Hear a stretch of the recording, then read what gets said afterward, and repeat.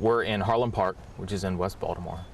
And in Baltimore in general, there are 14,000 vacant lots. We've been working with the Baltimore Office of Sustainability to try and come up with a low-cost solution to revegetate these lots or green these lots using different combinations of plant species. We had to consider greening these lots on a very large scale. And what we mean by that is we can't do just 3 like you see here. We chose to do at least 25. And to do that, we had to acquire a significant amount of human resources. And we did this by partnering with the prison system.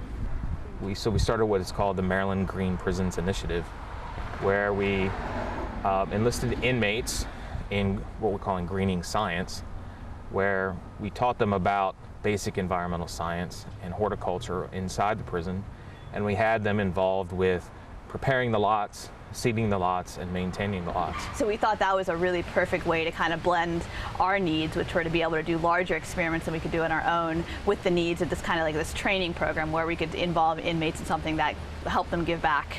So what we've been doing for the last year and a half is conducting some experiments at the women's prison where we grow groups of native species together and try to understand how different diversity levels interact with the weeds we see in our vacant lots. So there's sort of a larger sustainability thing that we were able to explain really well to the prisoners, because that was something they could latch onto and understand. This is something that would improve the urban environment, which a lot of them grew up in, and it would also give them all these job skills like landscaping skills. They would learn about plants and soils. I joined Chris Swan and Anna Johnson about a year ago, last summer. I got this idea to actually do portraits of the women who were part of this program, but they're not traditional portraits.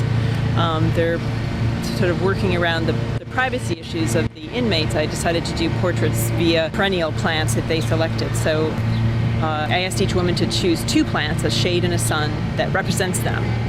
And then I also chose a plant for each woman and got those plants donated by Babico Greenhouses. We planted the perennial gardens here at MCIW last fall, and I also did interviews with each of the women. There were 12 that I started with, about why they chose the plants that they did, as well as their past experiences with gardening. And so my project is called Portrait Garden.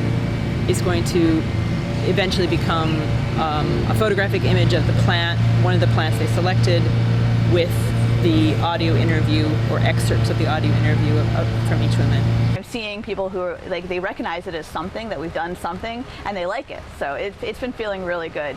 For me personally, not only do I see the ecology, but everyone who's around there can see that we're doing something, and they all seem to think that it's a good thing. It is rewarding. I'm sort of the opinion that people make mistakes, and they make bad mistakes. Sometimes they do it repeatedly.